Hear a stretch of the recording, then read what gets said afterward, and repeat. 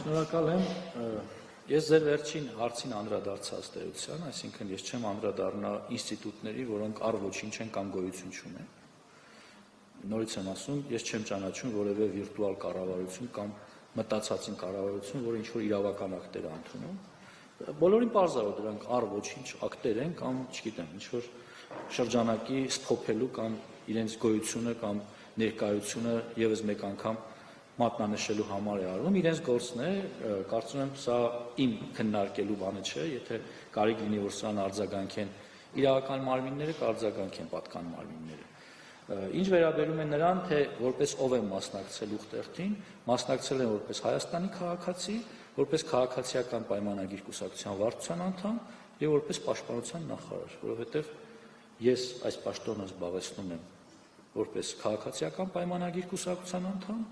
որպես կառավարության անդամ եւ բնական է, որ սրանք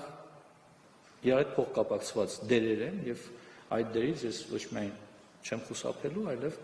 այո նշելու եմ, որ ես մասնակցել եմ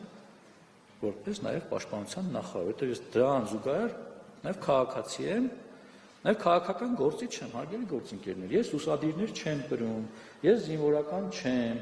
իմ քաղաքական գործունեությունը օրենքով ոչ միայն արգելված չի, թույլատրելի, այլև խրախուսելի է։ Հիմա եթե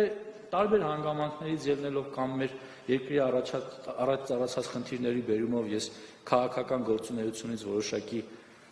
գուցե նահանջել եմ, զբաղվում եմ իմ գործով այս պահին որպես պաշտպանության նախարար, բայց դա նույնպես քաղաքական գործունեության մաս է,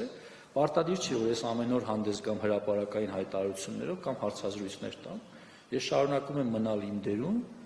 եւ բնականաբար իմ քաղաքական կուսակցության բոլոր որոշումների